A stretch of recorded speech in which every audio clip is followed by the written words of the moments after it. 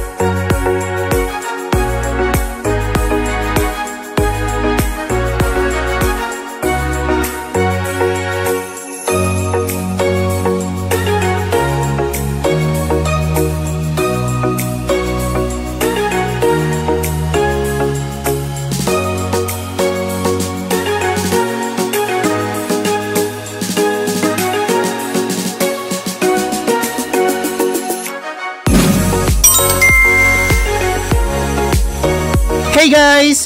Welcome back to Travel YOLO, and for today's vlog ay pupunta tayo sa Bantayan Island. And syempre kukumpitin natin ang ating mga gastos, so ibalik na natin ang ating expenses calculator.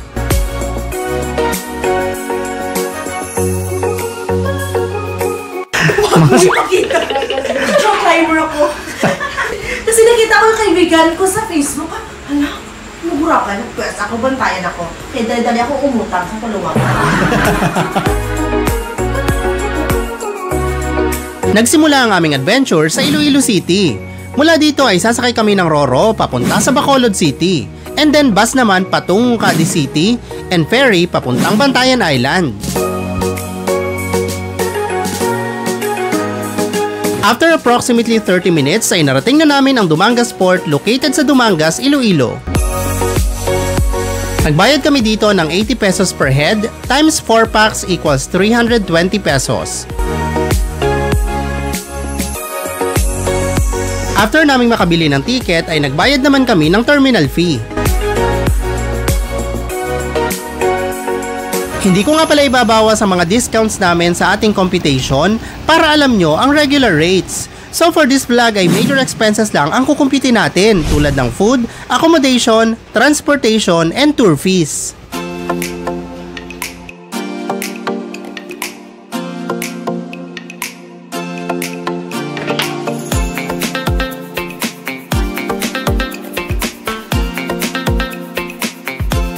After almost 2 hours ay narating na namin ang Bacolod City.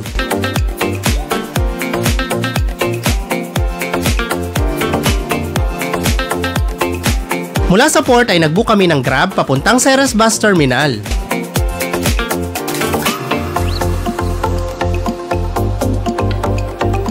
After 30 minutes ay narating na namin ang bus terminal.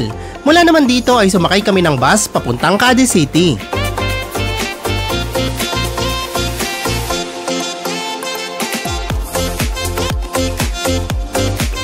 Nagbayad kami dito ng 145 pesos per head times 4 packs equals 580 pesos.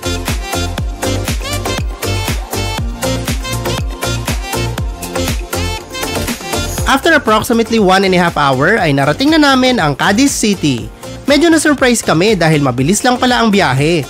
Akala kasi namin ay aabuti ng 3 to 4 hours from Bacolod to Cadiz kaya maaga kaming umalis sa Iloilo.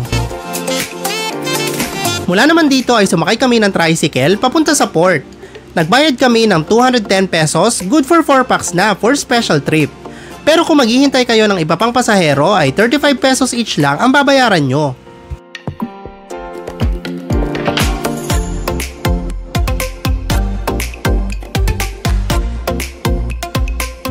After approximately 10 minutes ay narating na namin ang port. Pagpasok namin sa waiting area ay kukonti pa lang ang tao and hindi pa nagsisimula ang bentahan ng ticket. 1 PM pa pala ang biyahe ng ferry papuntang Bantayan Island, so medyo matagal pa kaming maghihintay. After namin mag-iwan ng gamit sa waiting area ay nag-decide muna kaming mag-breakfast sa karinderya located lang sa harap ng port.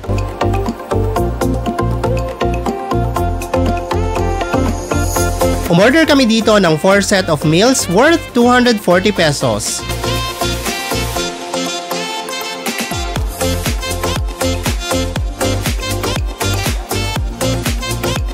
After breakfast ay bumalik na kami sa waiting area kung saan matagal kaming tumambay dahil napaaga talaga kami.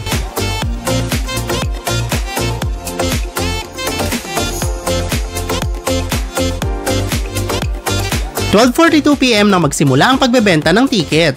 Nagbayad kami ng 900 pesos per head times 4 packs equals 3,600 pesos.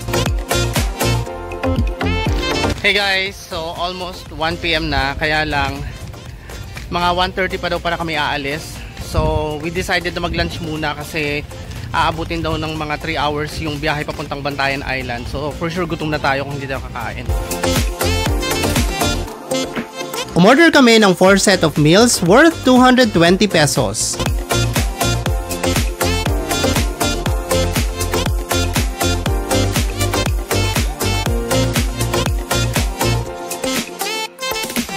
After lunch ay bumalik na kami sa waiting area. This time naman ay nag-a-accept na ng payment for terminal fee, so nagbayad na rin kami.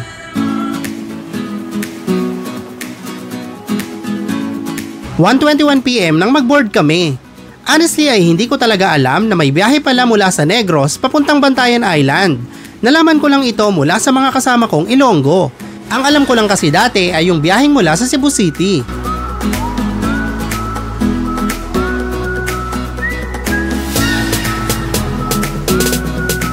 Finally nakasakay na tayo.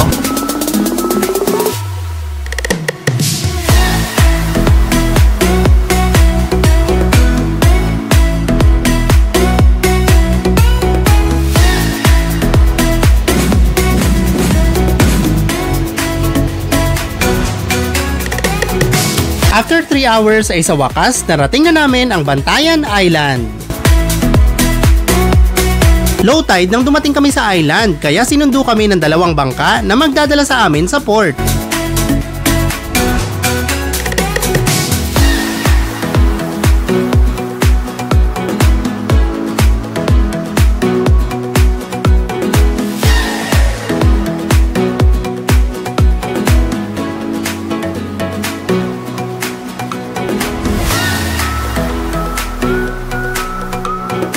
After approximately 10 minutes ay narating na namin ang mismong port.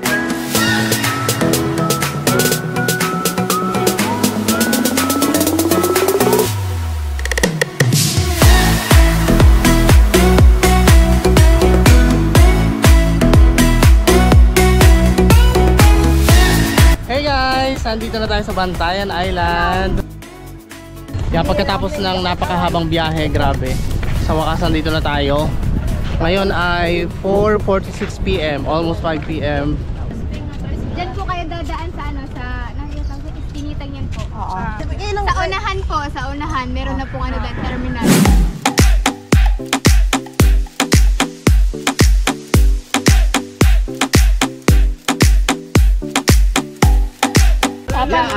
Tatlo lain. Dito ko sila lang ng 4.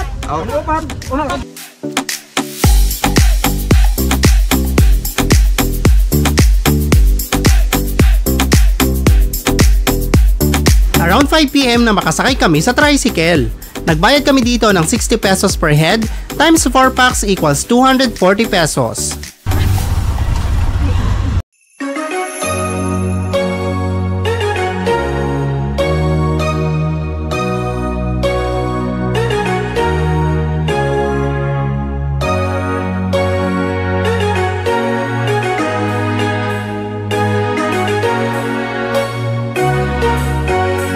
After 20-minute travel ay sa wakas narating na namin ang Municipality of Santa Fe. Ito ang sentro ng turismo ng Bantayan Island, so syempre dito tayo magstay. Nagbook kami ng accommodation sa Precious Christie's Inn sa tulong ng aming tour guide na si Kuya Akim. Makikilala niyo siya bukas dahil siya ang magtutour sa atin during our day 2 and 3 adventure dito sa Bantayan Island. Yan, so thank you sa ating tour guide na si Kuya Akim po. Akim Bantayan Island Travels po. Yan. Very informative. After naming mag-check-in ay hinatid na kami ng kanilang friendly staff sa aming room. 3,900 pesos ang aming binayaran for 4 days and 3 nights, good for 4 packs na, so it's very affordable.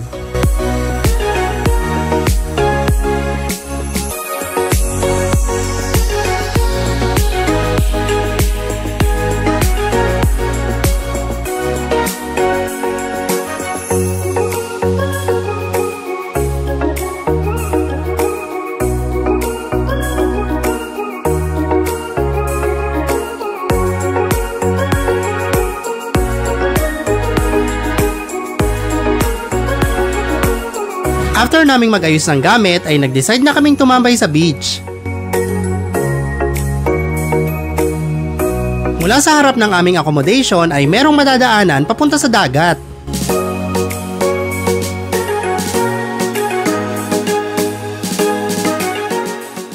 Ang isla ng Bantayan ay nahahati sa 3 municipalities. Una ay ang Municipality of Bantayan na siyang pinakamalaki sa 3. Dito located ang port kung saan tayo dumaong kanina.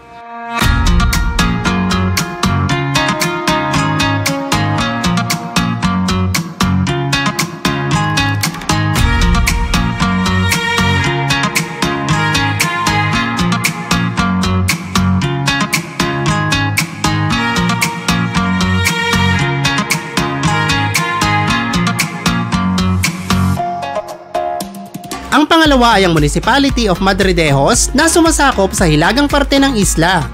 Dito makikita ang Cota Fort na itinayo around 1700s.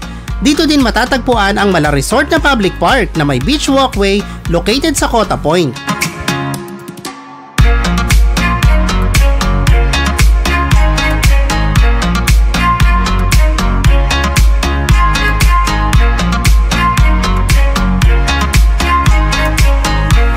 Ang pangatlong municipality ay ang Santa Fe na sentro ng turismo ng Bantayan Island.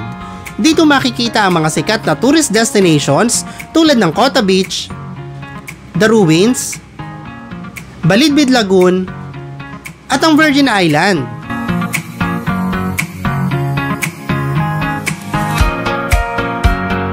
Lahat ng ito ay pupuntahan natin sa Day 2 and 3 kaya subscribe na para updated kayo sa mga susunod ko pang uploads.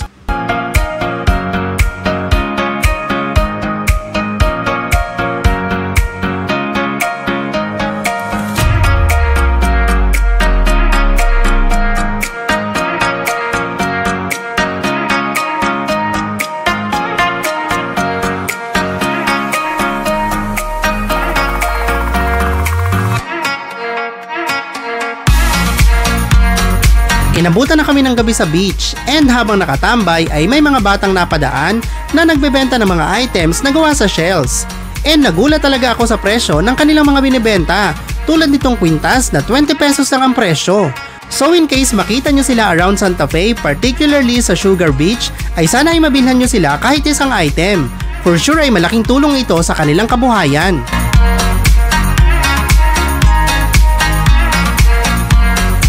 Almost 7 PM na mag-decide kaming mag-dinner. Sumakay kami ng tricycle papuntang MJ Square and we paid 20 pesos per head times 4 packs equals 80 pesos.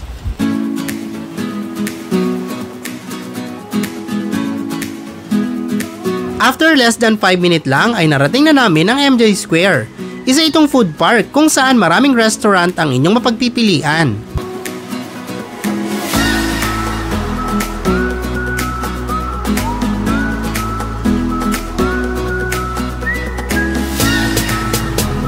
Nag-decide kaming mag-dinner sa Tinder Point. Heto ang kanilang menu.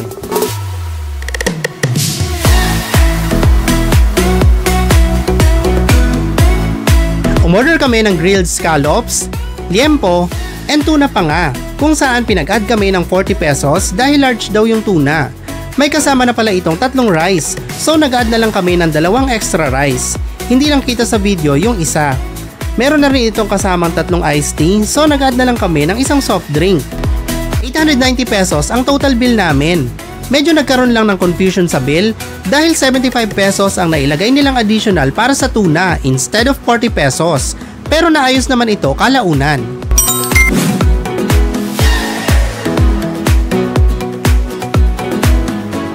For our dessert ay bumili kami ng 3 mango graham floats sa Cooler's Delight worth 210 pesos. Located lang sila malapit sa MJ Square. So that's it guys for our day 1 here in Bantayan Island. Please stay tuned dahil marami pa tayong pupuntahan bukas sa ating land tour. Mag-island hopping din tayo sa day 3 and magki-cliff jumping. Thank you so much guys for all your support. Please like and subscribe.